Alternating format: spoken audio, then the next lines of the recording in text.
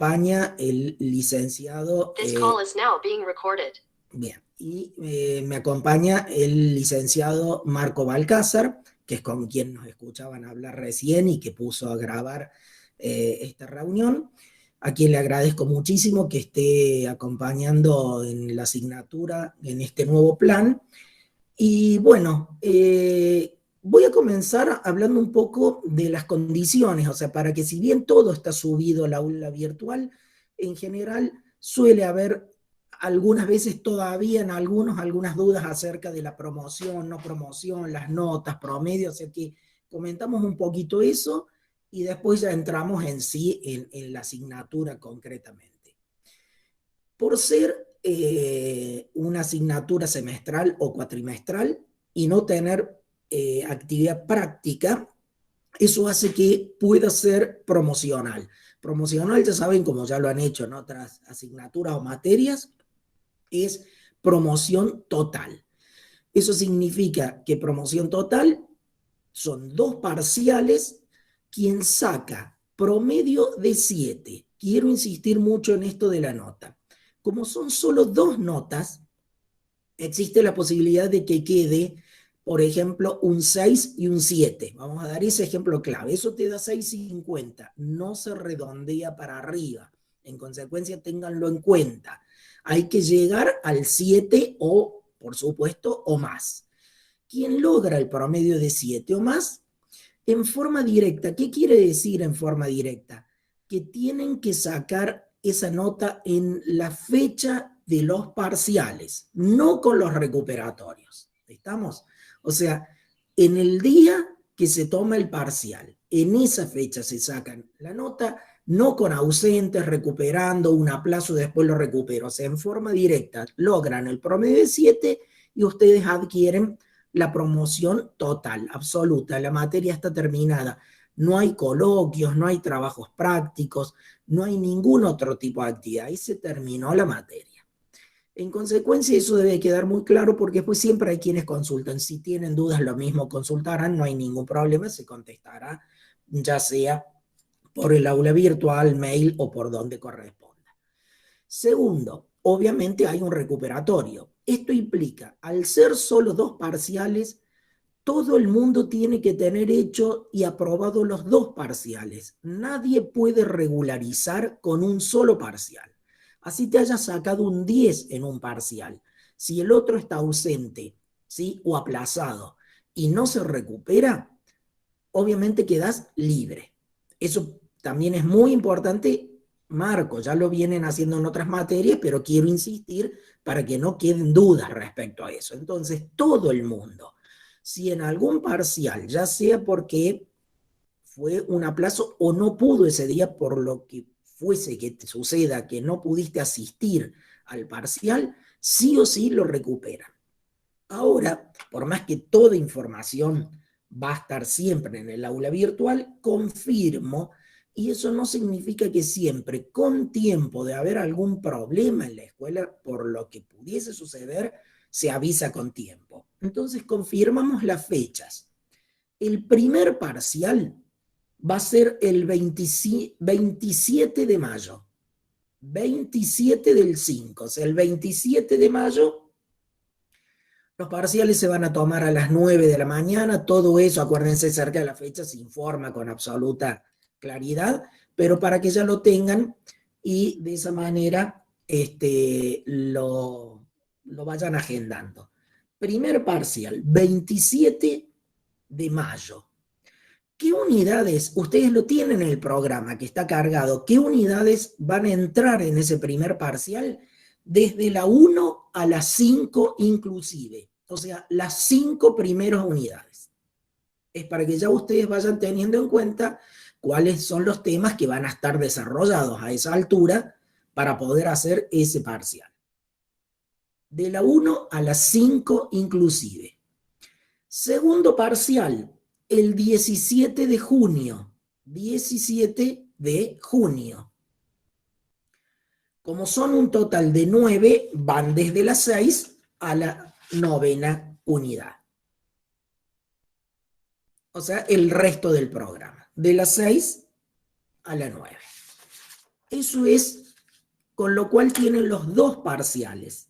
Y a la semana siguiente, el 22 de junio, es para que ya lo tengan, es, acá me están preguntando, el segundo es el 17 de junio, no 16, 17.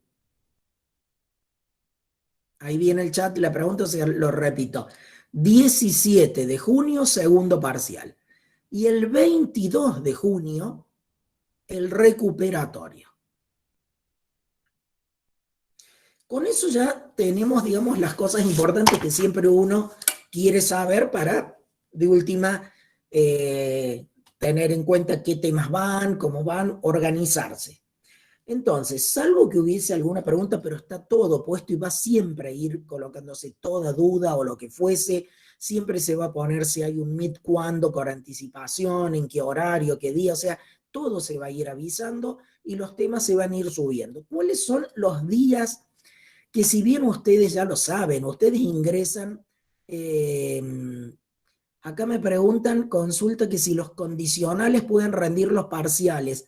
Ustedes, en principio, déjenme que lo averigüe bien cuál es la situación. Lo voy a averiguar con Secretaría Académica, que me lo confirmen. No quiero contestarles ya que sí, porque acá me están poniendo que depende de cada materia, pero lo mismo, si depende de cada materia, yo tengo criterio, pero no quiero adelantarme, porque no vaya a ser que después hay algún tipo de contradicción y quede mal al vicio, ¿me entienden? Entonces quiero contestarles con seguridad qué sucede. ¿Está? Denme que lo averiguo e inmediatamente que lo sepa, lo pongo a eso, lo subimos al aula virtual, a esa información. Estaba con...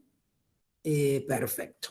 Estaba con cualquier duda del cursado o lo que fuese. Bueno, entonces creo que con esto ya quedó claro las condiciones, que es sumamente importante. Si voy a grabar videos explicando como en Biológicas 2, sí, voy a grabar algunos videos o PowerPoint grabados para explicar si lo voy a hacer. Ya este jueves se va a subir uno. Eso es un poco de lo que quería recién comentarles. Nuestra materia tiene como días asignados para subir material como si fuesen las clases presenciales, los martes y los jueves a las 9 horas. Eso no significa que pueda haber un retraso o no en el subir, son los días asignados, porque de todas formas ustedes no es que están a ese horario como si estuvieran en el aula, ustedes en el momento que pueden ingresan al material. En consecuencia, sepan que toda la semana se va a subir material y los días designados para subir material en principio son esos, martes y jueves.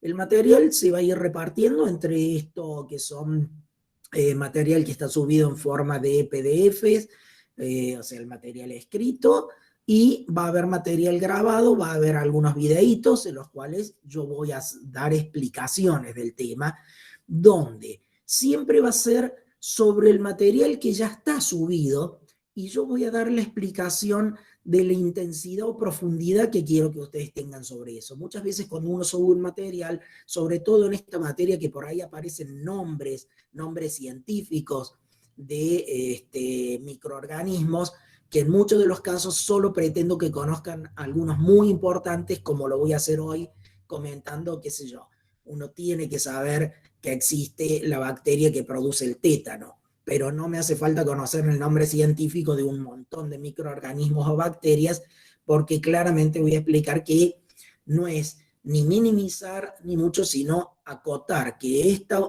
asignatura está dirigida a la carrera de enfermería, no a ser microbiólogo de laboratorio, que es otra carrera, ¿está claro? En consecuencia, vamos a adecuar a lo que necesitamos en la carrera de enfermería y a lo que ustedes pueden llegar a aplicar en su profesión en particular. Entonces, esos videos van a ser más que nada eso, explicativos, no muy largos ni intensos, sino concretos para marcar donde hago yo énfasis en los temas que me interesa después evaluar en la materia. Las evaluaciones van a ser de múltiple opción, ese es otro punto que siempre aclaro para que ya también los vayan sabiendo, o sea que nuestros exámenes van a ser así, de opciones múltiples, y obviamente el sistema de aprobar, ya lo conocen, se basa en la regla del 60% de las preguntas correctas, y a partir de ahí es una escala donde nos da la nota. Pero arrancamos que el 4, ¿sí?, no es el 40% de las preguntas, sino que ustedes saben que es el 60% de las preguntas correctas del total que tenga el parcial o examen.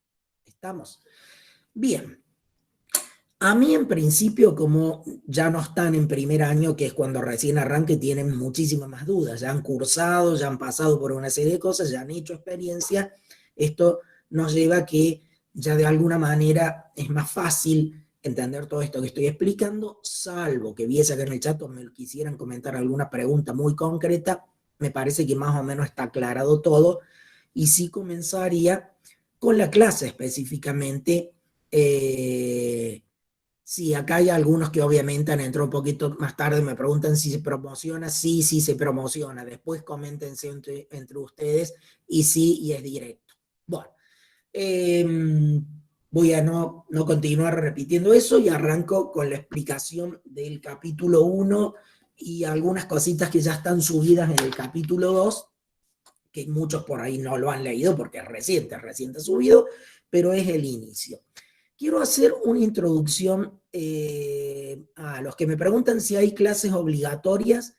No, en nuestra materia no va a haber clases obligatorias. Sé que hay otras asignaturas que tienen otro tipo de características, nosotros no. Son todas optativas que obviamente cada uno de ustedes, en función del horario y la posibilidad, considerarán si les es útil estar como hoy en la clase, pero no, obligatorias no, por ende no se van a tomar asistencia en las clases que tengamos de este tipo. Bueno, microorganismos.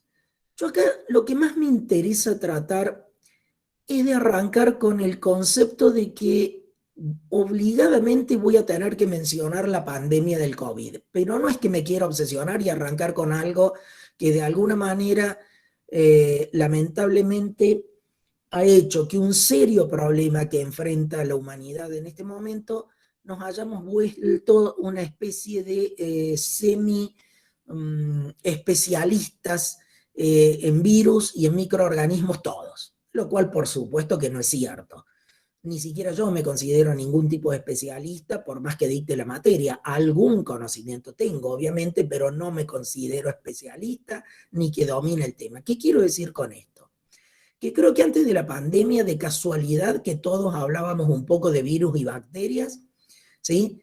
Y no hablábamos más allá que de comprar un desinfectante, en el medio hospitalario hablar de esterilización, desinfección, pero era algo que ahora de golpe pasamos todos a dominar, a hablar, a que si nos contagiamos, no, de qué forma, esto, aquello y lo otro. Entonces, espero que esta asignatura o materia ponga un poco de claridad en estos temas que hoy son importantes.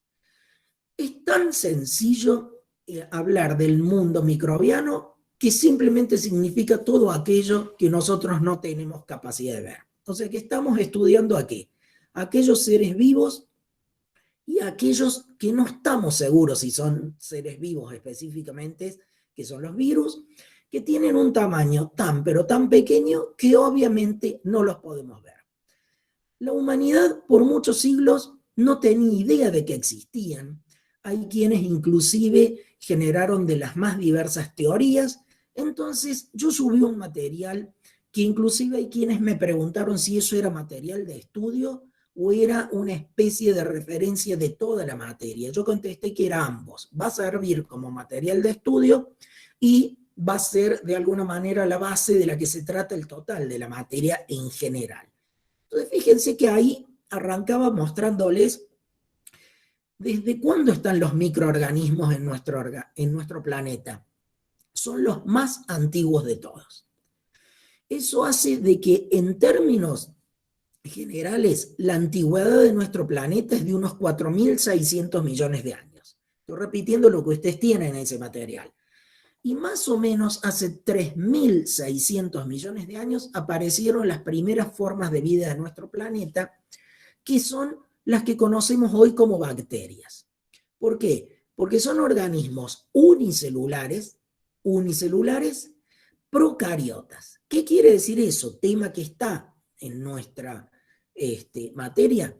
A diferencia de las células que forman nuestro cuerpo, como es el caso de los humanos, nuestra especie, que estamos formados por células eucariotas, son células más evolucionadas, la principal diferencia es que las procariotas no tienen un núcleo verdadero. O sea, ¿por qué? Porque no tienen membrana nuclear. Al no tener membrana nuclear, el núcleo es un área difusa donde se reconoce por la presencia del material genético. Suele llamársele genóforo o falso núcleo a esa área, y esa es la principal característica que me interesa remarcar acerca de estas células procariotas. Estas son las bacterias. Fíjense que llevan unos 3.600 millones de años en nuestro planeta, una antigüedad enorme. ¿Qué ocurre? Que obviamente a partir de ahí, la vida en nuestro planeta, por millones y millones y millones, en realidad miles de millones de años, fue generando lo que todos conocemos como el proceso de la evolución, ¿sí? Diferenciado, distinguida o clasificada por el tan conocido Darwin.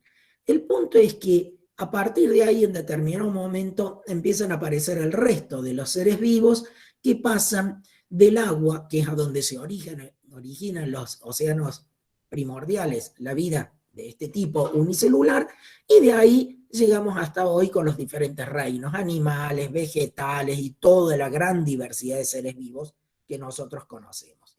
Esa enorme diversidad de seres vivos no implica que en la actualidad, que todos sabemos que hay una enorme cantidad de especies animales, de especies vegetales, de hongos, una gran cantidad de seres vivos muy diferentes unos a otros, cuáles siguen siendo en la actualidad los más abundantes, de los que hay mayor cantidad y diferencia de todos, los microorganismos. ¿Por qué? Y acá voy a hacer como una especie de cuento muy básico. ¿Por qué yo cuento? Porque esto es muy probable que lo vengan viendo desde la primaria, que era la famosa cadena trófica o cadena alimentaria, que uno dice, a ver, ¿cómo es el circuito de los seres vivos y de la energía en nuestro planeta? Y voy a hacer algo muy básico, por eso, Marco, es como algo que todo el mundo lo sabe, es un simple repaso. La única fuente de energía que tiene nuestro planeta es el Sol.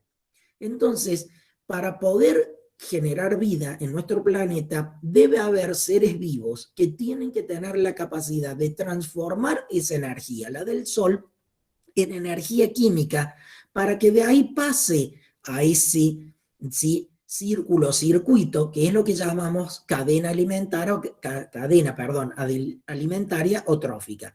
Y haciéndolo bien simple, es lo que todo el mundo ha visto alguna vez con dibujitos, ¿sí? Las plantas verdes realizan fotosíntesis a través de la clorofila, toman el agua, toman el oxígeno, el dióxido de carbono, el oxígeno, con dióxido de carbono, fotosíntesis, producen los hidratos de carbono, y si quieren haciéndolo corto, porque me estoy trabando, para hacerlo sencillo y no complicarlo. Después tenemos los herbívoros que se comen las plantas, los carnívoros a los herbívoros, los omnívoros que se comen a los demás. Pero ¿quién cierra el ciclo biológico? Que son los grandes recicladores, si no se acumularía materia orgánica en este planeta a lo largo de miles de millones, los microorganismos. Entonces, ¿por qué quise empezar con esto? Porque en general, en la actualidad, si uno habla con cualquier persona y le preguntas sobre microorganismos en general, y uno habla de bacterias, habla de hongos, habla de ese tipo de cosas, lo primero que se nos ocurre es que son patógenos. Lo primero que hacemos es asociarlos a enfermedades, lo primero, y más cuando uno está en una carrera relacionada a la salud, porque obviamente estás preocupado por el concepto salud-enfermedad, entonces se te viene a la cabeza enfermedad. Y en los primeros que pensás son en aquellos que verdaderamente existen y producen enfermedades. Pero esos son muchos. Es una cuestión de proporción. Es una proporción ínfima. Mucho más, ¿sí?, del 98% del total de los microorganismos que existen en todo nuestro planeta son beneficiosos. ¿Qué significa? Están dentro del planeta haciendo eso, descomponiendo materia orgánica, reciclando, haciendo que los suelos sean fértiles. Muchos de ellos están en las raíces de plantas que son los que hacen que esas plantas, como es el caso de la alfalfa, pueda captar nitrógeno del aire y transformarlo en materia orgánica. Si no, no existirían esas plantas para que luego, como lo decíamos recién, haya herbívoros que las puedan comer. Cumplen cantidades enormes de funciones, entre ellas una que acá pone una compañera, María Fernanda, la flora. La flora se refiere a la flora bacteriana. Es aquella que está en nuestra piel, mucosas, está en nuestro intestino. No podríamos estar vivos sin la protección de esos microorganismos. Ahora lo adelantamos, ya en otro capítulo se va a hablar de esto específicamente extendido. Es nuestra primera barrera de defensa. O sea que si nosotros nos planteamos quienes nos ayudan a defendernos de los patógenos, son precisamente microorganismos. Entonces queríamos empezar con esta idea. No pensemos en ellos como algo que están atacándonos, sino algo que nos ayudan a permanecer vivos en nuestro planeta. Ahora, obviamente, estamos en una carrera donde nuestra preocupación van a ser aquellos que sí son patógenos. Y algunos de ellos tienen un grado de patogenicidad muy importante. Entonces, en algún momento de estos capítulos vamos a desarrollar cómo se multiplican, cómo crecen, que sabemos que se desarrollan en forma exponencial. Eso quiere decir que crecen o se multiplican muy rápido, que son invasores, que tienen distintas vías, ¿sí?, de penetración a nuestro organismo, hablando de patógenos humanos. Hay quienes son patógenos para otras especies, son específicos. Por ejemplo, hay virus, entre ellos hay uno que se llama virus en mosaico del tabaco. ¿Por qué recibe ese nombre? ¿Por qué? Porque daña la hoja del tabaco. ¿A quién le va a preocupar, obviamente? A quien tiene plantaciones de tabaco. ¿Ese virus, por ejemplo, a nosotros nos hace algo? No, es totalmente específico. Ataca un vegetal y no a nosotros. Ven que estoy dando un amplio panorama hoy, no estoy dando un tema específico, sino las generalidades de comprender el mundo microbiano. Entonces ahora vamos a pasar a describir cuáles son esta diversidad de distintos microorganismos que nosotros vamos a trabajar en esta materia. Y nosotros acá vamos a trabajar sobre microorganismos que viven ¿dónde? Si uno se pregunta ¿a dónde viven los microorganismos? La respuesta más obvia es así, díganlo rotundamente, en todos lados. Pero concretamente, en el aire, en el suelo, bajo el suelo hasta profundidades, en los océanos. Se los ha encontrado en fosas submarinas a miles de metros de profundidad. Se los encuentra en aguas sulfurosas donde la vida como la comprendemos nosotros no podría existir, y existen. Existen en forma aerobia y anaerobia. Significa que pueden vivir en un ambiente como necesitamos nosotros, con presencia de oxígeno, y es vital el oxígeno. Ellos también realizan respiración celular, y hay quienes viven en ausencia de oxígeno, o sea, todo lo contrario. De haber oxígeno, sí, obviamente los mataría. Como me ponen, se adaptan a cualquier medio. Entonces los tenemos en el aire, en alturas, en profundidades, en la tierra, en cuevas, en los más diversos ambientes, asociados a plantas, asociados a otros animales, asociados al hombre. Ya hablamos de qué biomasa, qué significa biomasa, qué es lo que más abunda en nuestro planeta. Lo remarqué, por todo. Si juntamos todas las plantas, todos los animales que hay, somos mucho menos que el total de microorganismos que hay en el aire, en la tierra, en el suelo, en los océanos. Entonces, ¿cuáles son las ramas que estudia la microbiología? Que simplemente significa estudiar a los seres microscópicos, para los cuales, ¿cuándo pudimos empezar a conocerlos? A partir de que hace un par de siglos atrás los holandeses empezaron a desarrollar lentes específicos, que fue la creación de los primeros microscopios, y pudimos empezar de a poco a observarlos hasta la actualidad, que la tecnología nos permite verlos con mayor precisión. Entonces, ¿cuáles son los 4 grupos? Bacteriologías, bacterias, ya hablo un poco de ellos. Micología, hongos. Virología, virus. Y parasitología, parásitos. Entonces, bacterias, hongos, virus y parásitos. Quiero hacer una referencia importante con los parásitos, que muchas veces confundimos qué son los parásitos, porque esto, cuando llegue al capítulo, ahí le daremos la mayor precisión posible, pero es la siguiente. El término parásito, a su vez, se aplica a otros seres vivos, que significa una relación entre seres vivos. Cuando yo aplico el concepto de parásito a la relación entre seres vivos, un ser vivo puede ser parásito de otro ser vivo en el sentido de que él vive a expensas del otro ser vivo. ¿Está claro? Entonces, si ustedes quieren, aunque si uno lo usa, fíjense en la vida diaria, cuando muchas veces hablamos de una persona, está claro que esto no es un concepto biológico, pero es a modo de analogía. Cuando una persona conocemos que es parásita de otra, ¿se entiende? Es como que vive a expensa de otro. ¿Está claro? Que necesita del otro también, porque el parásito por sí mismo no puede vivir. Acabo de leer un chat que me acaban de poner, ¿sí? Ahora, otra cosa es la clasificación de aquellos que vamos a ver acá, que hay unicelulares y pluricelulares. ¿Cuáles son los parásitos humanos más conocidos? Los que solemos ver a simple vista, que muchas veces están relacionados con el aparato digestivo y que pueden llegar a observárselos en lo que denominamos un coproparasitológico, o sea, un análisis de materia fecal destinado no a buscar bacterias, sino a buscar parásitos, que muchas veces son observables a simple vista o con lupa, no con microscopio. Otra cosa es hacer un estudio de materia fecal para buscar bacterias. Todo eso ya lo vamos a desarrollar correctamente en su momento. Entonces, estas serían las ramas que nosotros tenemos, y uno se plantea ahora que arranquemos como en la unidad 1 que nos está planteando de esas ramas, ¿sí?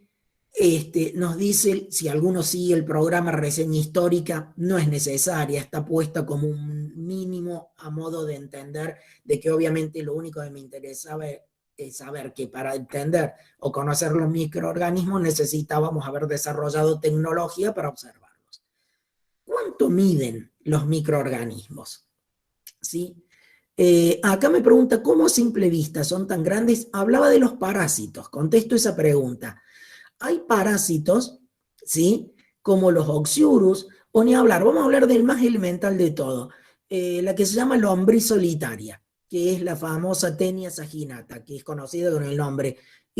Esa cuando uno evacúa, o sea, puede encontrar tramos que va desprendiendo, pero una lombriz solitaria completa, si la extraemos del intestino de un humano, puede medir más de 1 metro de largo, para que tú ubiques el tamaño que tiene. O sea que hay parásitos que son verdaderamente grandes, macroscópicos reales, ¿sí?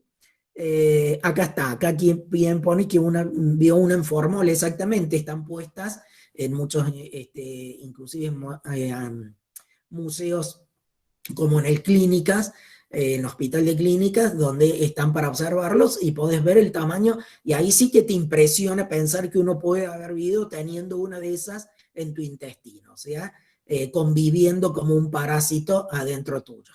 Exactamente. Bien, otra cosa, fíjense, bueno, acá me están preguntando cómo se reproducen, cómo entran. Te tengo que pedir disculpas que no lo conteste, porque como hay un capítulo específico, tengan paciencia, si no, yo entiendo que justamente cuando de golpe uno toca algo resulta interesante y quiero saberlo, pero si me empiezo a ir, no voy a poder concretar el tema de hoy específicamente. O sea, hay una unidad que si quieren, me fijo acá, está al final, o sea, es la 9, que es donde habla de de todo lo que distintos tipos de parásitos. Bueno, hay una unidad donde ahí se va a ver específicamente parásitos y ahí lo vemos y preguntan todo lo que sea necesario. Bueno, otra cosa, ya que está, un piojo es un ectoparásito. Ecto significa externo.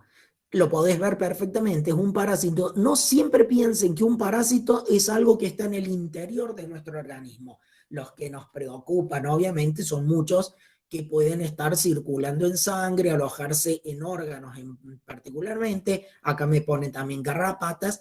A eso se los denomina ectoparásitos. Están en el exterior y son un parásito, obviamente. ¿Sí? Pulgas, siguen agregando, perfecto. Bien, para que vean que hay una enorme variedad de microorganismos en todos ellos. Entonces ahora vamos al mundo en particular de las bacterias y los virus a modo de introducción y que nos ubiquemos. ¿Qué tamaño tienen las bacterias? Para que ustedes, eso está subido en el material que se subió hoy. La idea es la siguiente, hay un cuadrito con unos dibujos, es para que ustedes se hagan una composición de la siguiente idea. Se miden en micrómetros. Todo voy leyendo, inclusive muy bien por todos los que están aportando. ¿Qué son? Algunos me ponen si son pluricelulares, ¿se los puede considerar microorganismos? Sí, muchos sí. Ahora voy a hablar específicamente de bacterias que son todos unicelulares. Las bacterias son unicelulares procariotas. Por ende, no tienen núcleo verdadero. Y ellas se miden en micrómetros. ¿Qué es un micrómetro? Para quienes no lo han visto antes, tomen una unidad de medida que sí conocen, el milímetro. Ustedes, obviamente, todo el mundo se ubica que un milímetro es algo chiquitito. Ese milímetro que sí lo visualizas, lo dividís en 1000. ¿Sí? Un milímetro dividido 1000, cada una de esas partecitas es un micrómetro. O sea, micrómetro o micra también se lo llama. O sea, es la milésima parte del milímetro. Pero si yo ahora tengo que medir virus, ¿en qué lo tengo que medir? Me quedan grandes los micrómetros o micras. Entonces yo ahora tomo una micra, que era la milésima parte del milímetro. ¿Y qué hago con la micra? La vuelvo a dividir en 1000. O sea que ahora me aparece el nanómetro, se llama ahora. Nanómetro, con N, nanómetro, que es la milésima parte del micrómetro, para que ustedes se ubiquen lo pequeño que es. Y en eso se miden los virus. O dicho de otra forma, vuelvo al milímetro, como les ayude a que les quede claro. Es dividir al milímetro en 1.000.000. Si ustedes toman el milímetro, que sí lo veo, lo divido en 1.000.000, la millonésima parte del milímetro, eso es un nanómetro y en eso se miden los virus. Eso nos da una idea de lo increíblemente pequeños que son.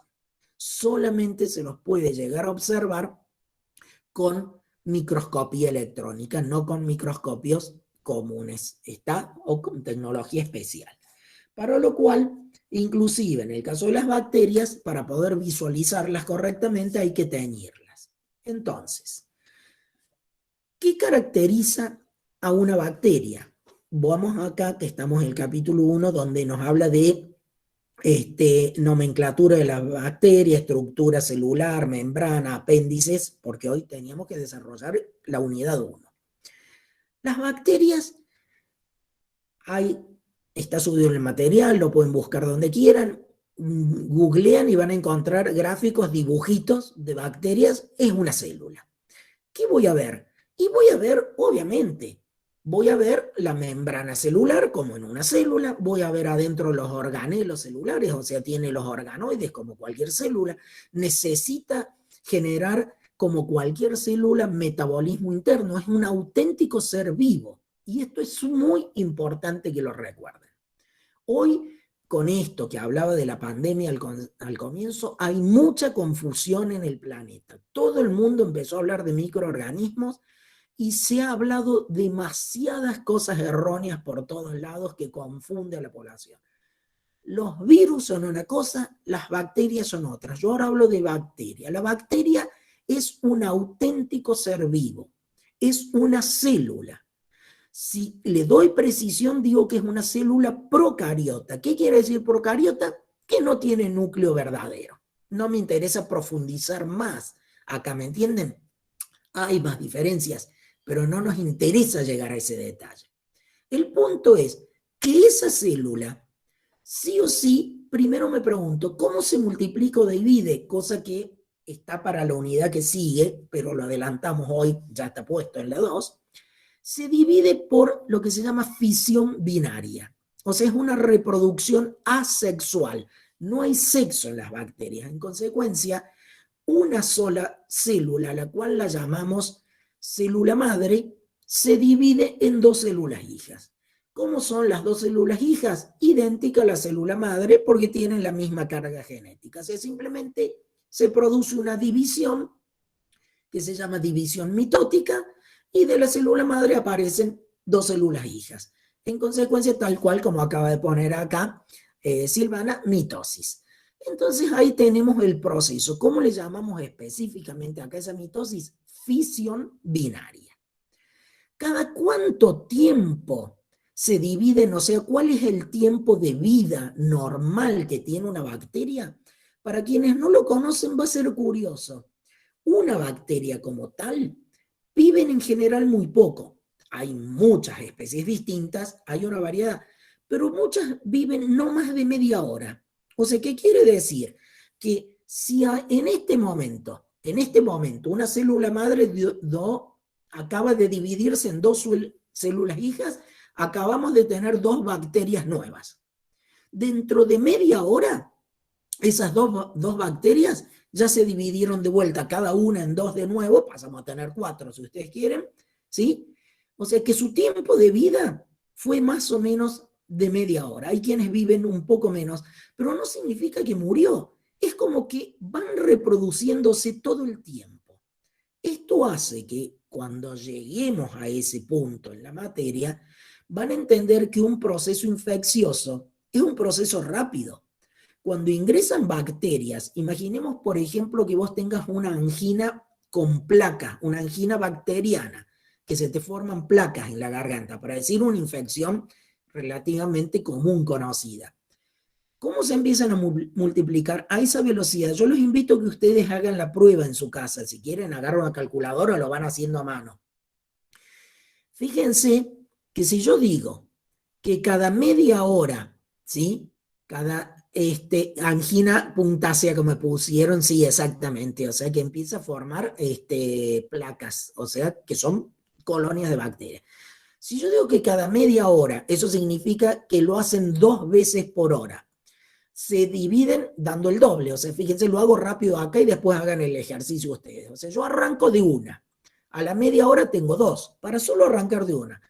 A la hora, o sea, cada vez que pasa media hora voy a decir solo el número. Entonces yo tengo 2, 4, 8, 16, 32, 64, 128. Háganlo a eso unas 20 veces, que hacerlo 20 veces son 10 horas. Háganlo, por ejemplo, 30 veces para hacerlo un poco más y van a ver que ya en menos de un día, en menos de 24 horas, ustedes ya tienen varios millones de bacterias. Hagan la prueba ustedes después cuando quieran, ya van a ver, ¿sí? Y a la vez la que muere queda residual, es reabsorbida el material y puede quedar un pequeño residual. Entonces, esto hace que ellas se reproducen a una tasa muy importante. Por ende, cuando logran un ambiente propicio, no es que lo logren siempre, cuando encuentran un ambiente propicio, las condiciones para poder reproducirse, entonces empieza el proceso de la infección. Pero ya se va a hablar en su momento que no crean que le es tan fácil producir la infección en caso y transformarse en patógenos, porque tenemos un montón, pero por suerte, y lo digo de verdad, un montón de mecanismos de defensa que detienen el proceso en nuestro cuerpo, si no sufriríamos infecciones en forma permanente. ¿Estamos? Pero yo quería mostrar como ellas apenas lo logran. Entonces ahora uno se pregunta, ¿qué necesita? Sigo hablando de bacterias, ¿eh? No mezclemos con ningún otro. Ahora estamos solo en bacterias. Después hablaremos de virus, de hongos, de parásitos. Ahora en bacterias. ¿Qué necesita una bacteria para poder reproducirse, vivir? Como cualquier ser vivo, un medio adecuado. ¿Qué quiere decir? Justo, lo acaba de decir y pone un medio propicio, ambiente propicio. ¿Qué quiere decir eso? En primer lugar, recuerden que todos los seres vivos de tipo celular, nuestro principal componente es el agua. En consecuencia, lo peor que existe para poder reproducirse para una bacteria es estar en un medio completamente seco. O sea que necesitamos presencia de humedad. Segundo, es muy importante puntos o temas que se vieron en la materia anterior, por ejemplo en Ciencias Biológicas 2 o quienes estaban de antes en Bioquímica. El tema del pH, un pH estable. pH o saltos de pH brusco, que se vuelva ácido o alcalino repentino, eso limita muchísimo el desarrollo, ¿sí? Por supuesto que, como ponen acá, depende del tipo de bacteria, sin ningún lugar a dudas. Estoy dando las generalidades. Entonces, humedad, ¿sí? Temperatura lo más constante posible, un ambiente que termine siendo la temperatura óptima para ese tipo de bacteria, ¿está claro? Entonces, si está controlada la humedad, la temperatura, el pH y por último, ¿sí? Los nutrientes, que tenga de qué nutrirse, de qué se va a alimentar. Si encuentra esas condiciones, se desarrolla absolutamente. Entonces yo me pregunto, aquellas que han alcanzado la posibilidad de transformarse en patógenas para el ser humano, que son las que nos preocupan, porque luego pueden producir infecciones en nosotros.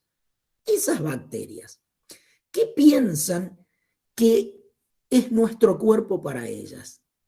Yo siempre digo que nuestro cuerpo organismo, nuestros órganos internos, nuestra piel, nuestras cavidades, nuestras mucosas, son verdaderamente un hotel 5 estrellas, porque fíjense que nosotros le damos humedad, temperatura constante, tenemos una cantidad increíble, acá pone el caldo de cultivo, tal cual, tenemos amortiguadores que permanentemente están regulando los pHs, tenemos nutrientes, materia orgánica, o sea que aquella bacteria que logra localizarse en nuestros tejidos, imagínense que encontró un lugar del cual va a decir, acá me quedo, no tengo ningún interés de irme. Obviamente, como dice, es Disney para ella, sin dudas.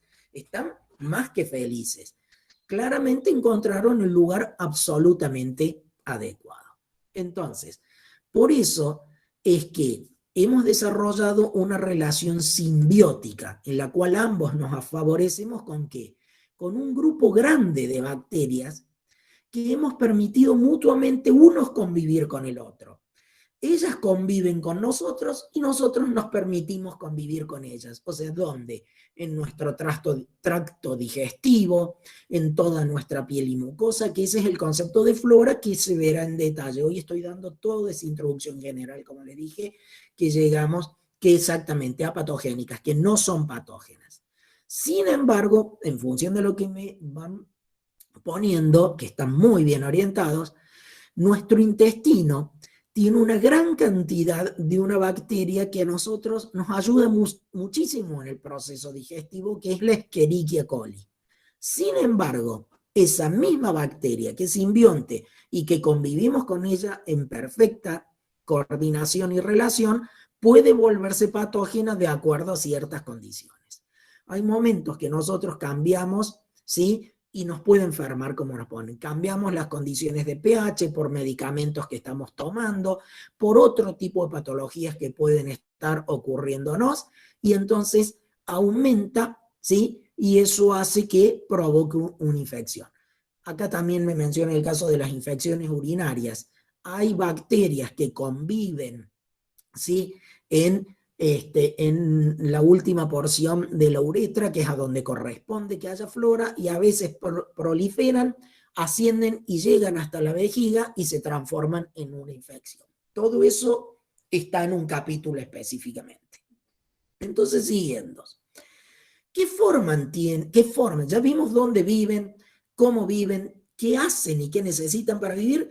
Y ahora nos preguntamos, ¿sí? ¿Qué formas tienen las distintas bacterias? Y bueno, hay tres típicas formas, muy simples.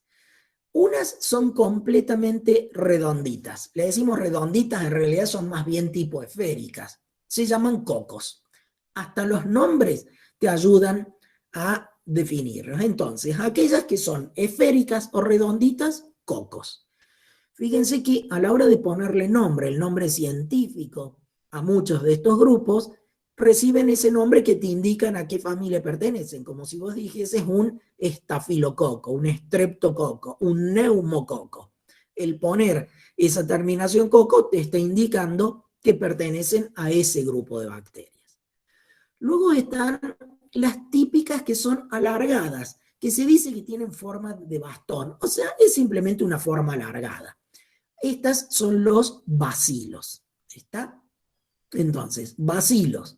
¿Cuál es un súper conocido? Uno que produce la tuberculosis, el famoso bacilo de Koch. Todo esto también ya lo vamos a dar. Acá me lo acaban de poner justamente bacilo de Koch en el chat.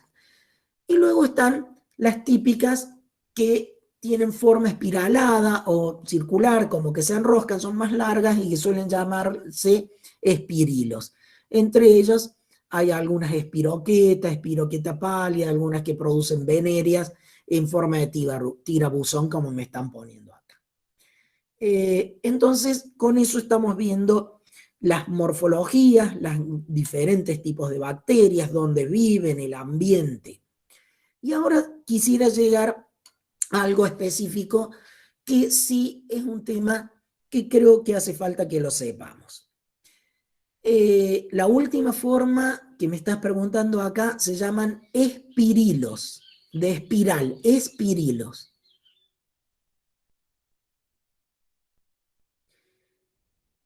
Vamos a hablar ahora, sí, hay algunas que son helicoidales, o sea, forman así, una estructura de hélice. Vamos a hablar ahora de las estructuras de las bacterias y en esto sí quiero hacer un poquito de hincapié porque de ahí va a surgir algo que nos sirve para los capítulos que siguen. Siempre acuérdense que hablo de bacterias, no mezclemos con virus ni nada, seguimos hablando de bacterias. Las bacterias tienen lo que llamamos, y eso está en el material, está puesto en el material que se subió, que son lo que llamamos estructuras, a ver, déjenme que lo quiero ver tal cual lo pusimos en el material para no cambiarle los términos.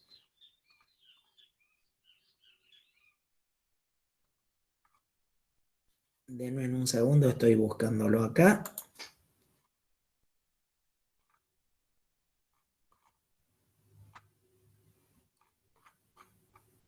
Bueno, las bacterias tienen o están formadas por lo que llamamos estructuras esenciales y no esenciales. Esto significa, a ver, estructuras que sí o sí tienen que formar parte de una célula. Si son una célula, obviamente tienen que tener lo que la célula necesita para ser una célula en sí. Entonces, hay una serie de estructuras que forman parte de cualquier célula. O sea, obviamente va a tener una membrana celular. Sin membrana celular no existe célula, tiene que tener un citoplasma. Existe ese falso núcleo que era lo que llamábamos genóforo, a donde estaba el material genético, ¿sí? O sea, que tiene las estructuras estrictamente. Eso, no quiero repasarlo acá, está en el material. Presentan, como dice acá, perdón, pared celular, todas lo tienen. Esta estructura es la que más me interesa remarcar, la pared celular. Las células que forman nuestro organismo, nuestra especie, ya que nosotros pertenecemos al reino animal, no tienen pared celular. La pared celular en el otro reino que están presente es en el reino vegetal. Las células vegetales tienen pared celular y las bacterias tienen pared celular, en el reino procariota, que es a donde están ellas. ¿Está? Sí, es el dibujo donde están los pili y todo eso. Entonces vamos. De las estructuras esenciales, remarco, ¿qué quiere decir esenciales? Las que tienen que estar, las que sin esas no existe la célula, por ende no podría ser una bacteria ni una célula. ¿Cuál es la que nos interesa remarcar? La pared. La pared, ¿por qué le damos importancia? Porque precisamente esa pared que tienen las células bacterianas y no tienen nuestras células, le dan la posibilidad de que nosotros podamos empezar a diferenciarlas. A ellas, les sirve como una estructura de protección. Imagínense que si tienen membrana celular, pero aparte tienen una estructura que es la pared celular, esa pared a ellas les permite evitar la desecación, o sea, las protege del ambiente a donde ellas vivan. O sea que es un elemento muy importante de protección. Ahora, para nosotros, sobre todo en el caso de las patógenas, ¿qué nos permite? Hemos descubierto que a la hora de teñirlas con determinadas tinturas, resulta que esas reacciones, les pido perdón,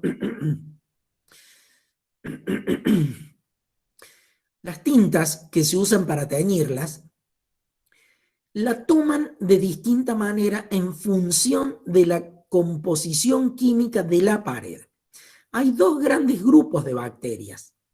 Bacterias que tienen la pared exactamente como me ponen acá, gram negativas y gram positivas. Hay unas que tienen la pared más gruesa que la otra y que tienen distinta composición química. Hay quienes lo busquen en otros textos, no lo que yo he subido, lo que hemos puesto acá, habla de que la composición tiene que ver con el ácido teicoico, lipoteicoico. No me interesa llegar a tanto detalle químico, ¿se entienden? Eso dejémoselo a los microbiólogos de laboratorio, a los que trabajan como microbiólogos haciendo estudios o detección de bacterias para clasificarlas.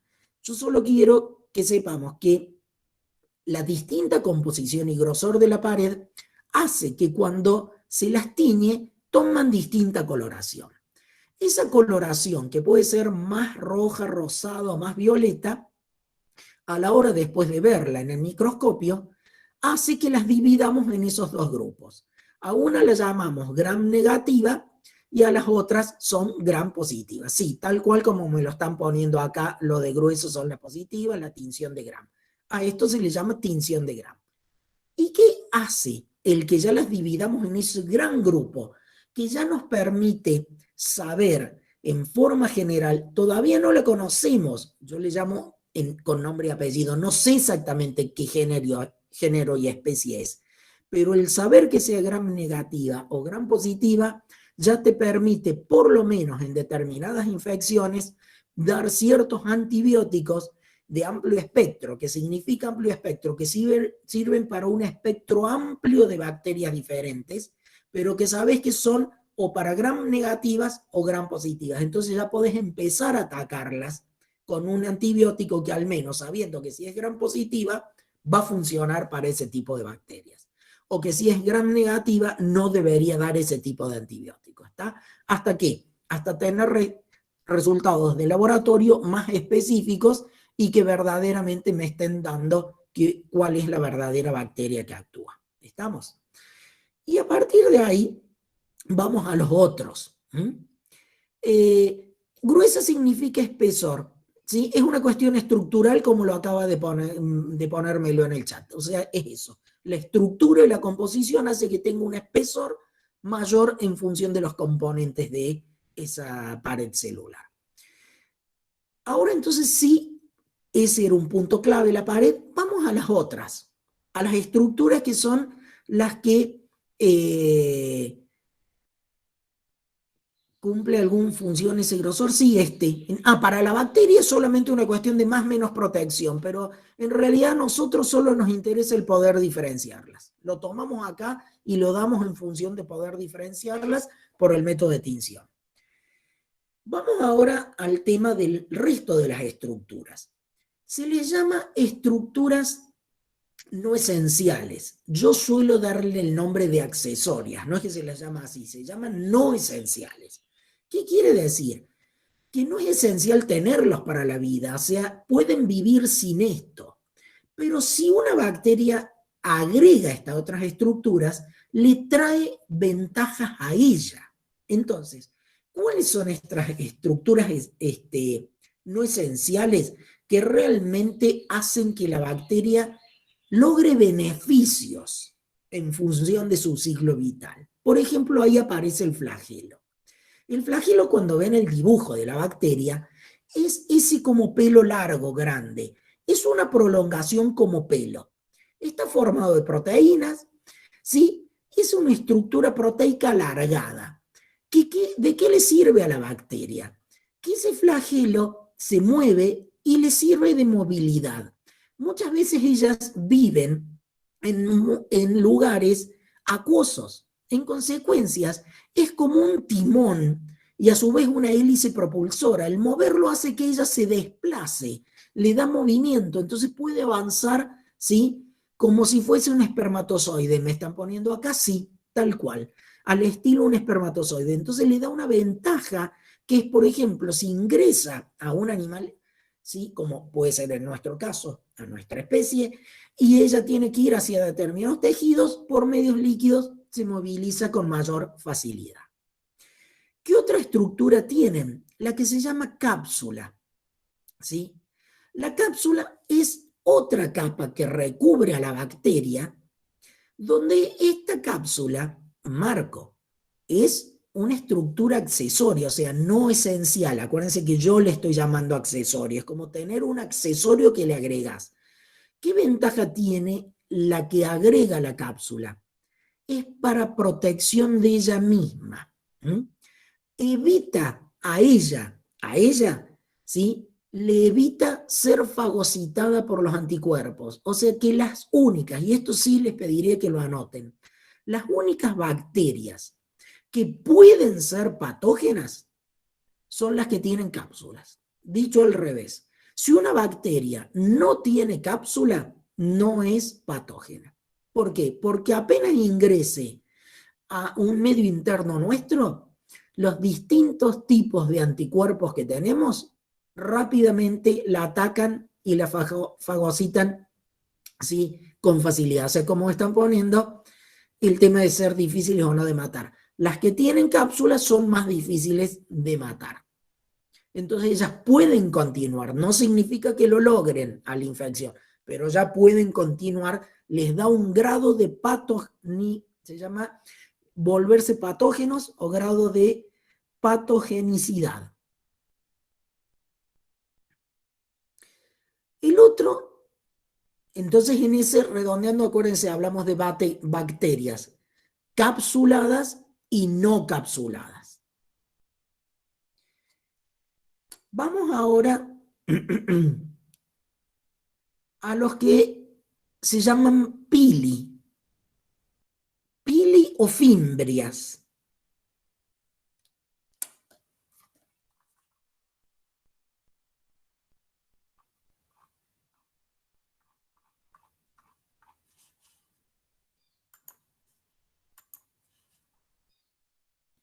Los pilis.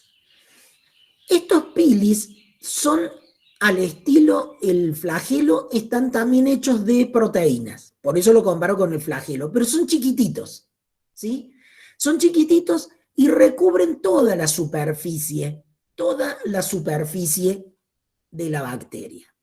De vuelta, todas las bacterias tienen, no, estoy siendo pesado para que se les grabe. Esto es un no esencial. Muchísimas bacterias no tienen nada de que esto estamos hablando, ni tienen flagelos, ni cápsula, ni pílena. Estos son elementos no esenciales, por eso yo sigo usando el término accesorio, algo que puede agregar a una bacteria. Y no todas tienen todo, ¿eh? O sea, puede haber una bacteria que tenga pili y flagelo y no tiene cápsula, otra tiene cápsula y no tiene pili y flagelo, no sé si me entienden. Pueden combinar, pueden tener uno o más, y algunas sí tienen un montón. Bien, entonces estos pilis, ¿para qué les sirven? Le dan adherencia, les sirven para quedar pegado a otro tejido. Se adhieren. Y también le dan movilidad. Exactamente, están los que se llaman pilis comunes y pilis sexuales.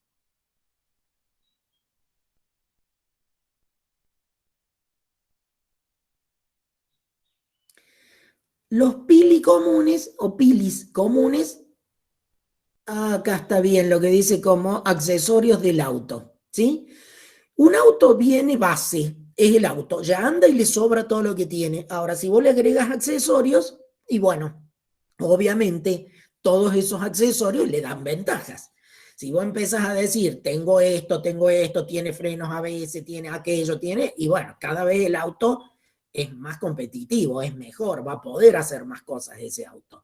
Bueno, la bacteria que más cosas tiene, y bueno, va a poder hacer más cosas. Entonces estos piles le dan adherencia.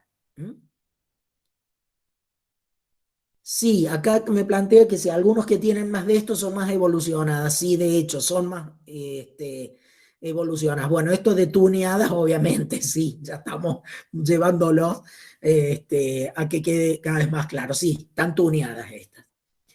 Entonces, sí, a veces gram negativas suelen tener más pilis. Y voy a un último, que es otro de destacar muchísimo, las esporas. ¿Qué importancia tienen las esporas? Fíjense que hay algunas, muy pocas, estas ya son muy pocas bacterias en todo el mundo, que logran la esporulación. ¿Qué queremos decir con esto? Formar esporas. ¿Qué es una espora? La máxima estructura de resistencia que puede formar una bacteria. Esto significa que si las condiciones ambientales en las cuales ella se encuentra le son completamente desfavorables, el ambiente se vuelve muy seco, cambia mucho la temperatura, el tema del pH, ¿se acuerdan todo lo que hablábamos, ¿sí? De nosotros o nuestro cuerpo como el famoso Hotel 5 Estrellas, que estaban impecables y que de golpe ahora se vuelve muy desfavorable? Ellas tienen la posibilidad de formar esta espora y quedar protegidas por la espora. Ellas pueden sobrevivir mucho tiempo, ¿sí?, en este estado de esporulación o espora. Eso significa que pueden resistir agentes externos como pHs ácidos, alcalinos, temperaturas frías, calor, sequedad, hasta que vuelva a ser un ambiente favorable. Lo detecta químicamente, físico y químicamente la bacteria, y vuelve al estado vegetativo, saliendo de la espora, ¿sí? Y se vuelve a reproducir de esa manera. En consecuencia, fíjense lo increíble que es para la bacteria tener este estado de esporulación. Y lo peligroso que la vuelve a esta bacteria en el caso de ser patógena. Fíjense un caso como es uno muy importante, que es, por ejemplo, el caso del botulismo. El botulismo, ¿sí?, que es una bacteria la cual está en alimentos como pueden ser latas, que nosotros a veces los detectamos por esas latas que están hinchadas, y que si realmente están hinchadas y que uno al abrirla ve que salta de la lata realmente, hay alta probabilidad que adentro puedan haber quedado bacterias como es el Clostridium botulinum, que ella, ¿qué ocurre? Es como tal cual que me pone, que dar una semilla hasta que encuentre un medio apropiado. Sería ese el esquema de comprenderlo, como si fuese una semilla. Entonces, ¿qué ocurre? Fíjense que la espora puede inclusive pasar el estómago, que tiene una descarga grande de ácido clorhídrico, el cual, ¿sí?, realmente lo hace muy peligroso. Luego llega al intestino y ahí puede volver al estado vegetativo y producir una infección muy grave. Otra muy importante es el tétano, que me lo acaban de poner acá en el chat, y que de vuelta el Clostridium tetani, donde encontramos muchas veces en el ambiente la espora, está en la tierra. Es el famoso tema de más de una vez que uno dice, cortarse con algún elemento está oxidado, trabajando en la tierra con una pala, clavarse algo, ¿sí? Y suele estar en el suelo, y en una herida ingresa la espora. ¿Y cuándo se vuelve peligrosa? Porque a su vez agregamos que el tétano es anaerobio. Es un tipo de bacteria que vive en ausencia de oxígeno. ¿Cuándo realmente se vuelve peligroso y puede prosperar? Cuando cerramos la herida y en consecuencia no queda aireada. Por ende, obviamente es muy, pero muy importante el concepto de la vacuna. Realmente la vacuna antitetánica es algo clave en tenerla colocada. Y si alguien, cosa que se va a hablar más adelante, no es el tema de hoy, sufre un accidente y tiene dudas de su inmunidad, debe colocarse suero antitetánico para que actúe inmediatamente. Hay una gran diferencia entre la vacuna, que es para desarrollar defensas y anticuerpos, y otra cosa es el suero que coloca directamente anticuerpos para que actúen en forma inmediata. Entonces, con esto, hoy hemos hecho un pantallazo muy general y la introducción fundamental a la unidad 1. ¿Está? La unidad 2 va a continuar, vamos a seguir desarrollando en profundidad de qué se nutren más en detalle, la función, la fisiología y de qué viven en qué ambiente, factores físico-químicos, parte de lo que hemos hablado, o sea que de alguna manera ya está bastante desarrollada, ¿sí?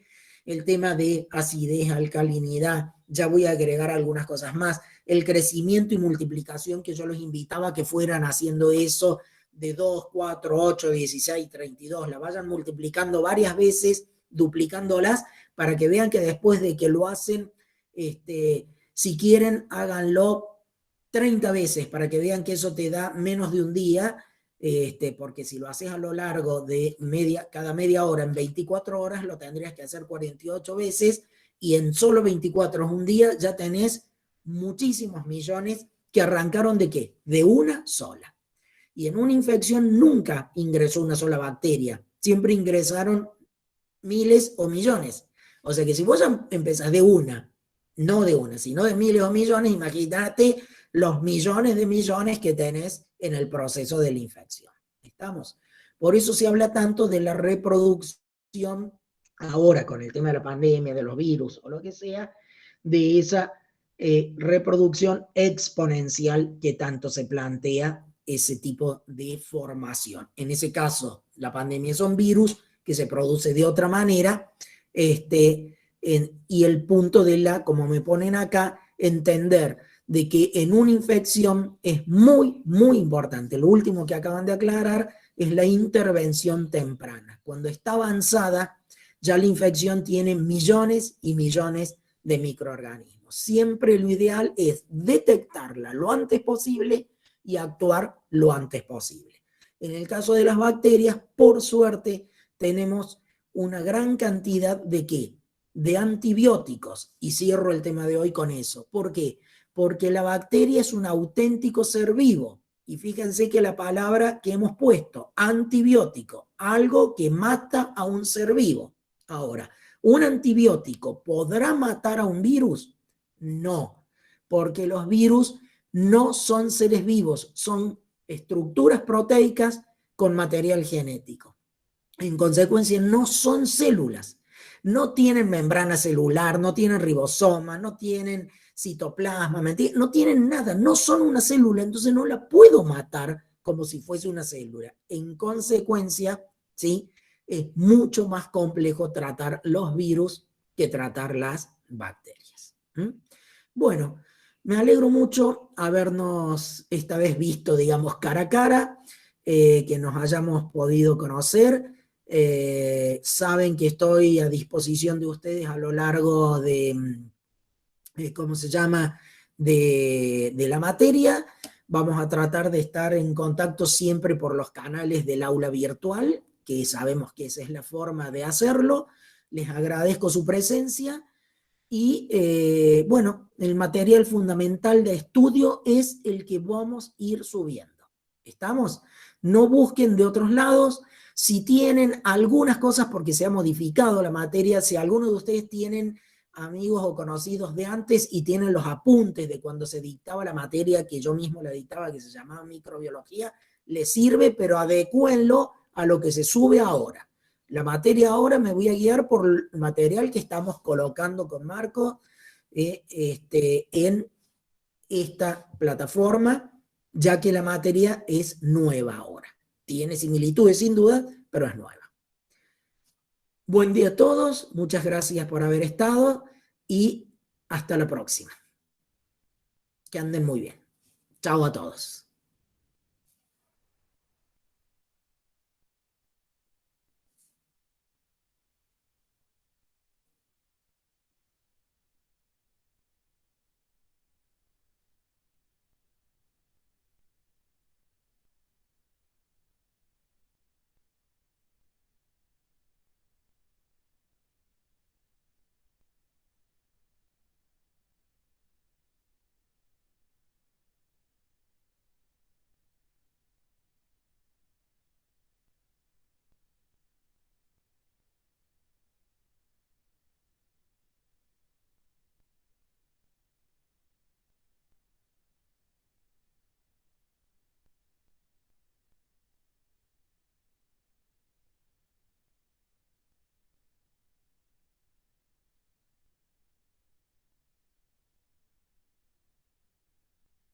Perdón, no creo que me escucharan. Recién algunos me preguntaban si se iba a subir la clase. Sí, sí, se va a subir para los que han quedado que puedan estar escuchando. Marco, no sé si ahí me escuchas. Te saludo, muchísimas gracias por todo y seguimos en contacto.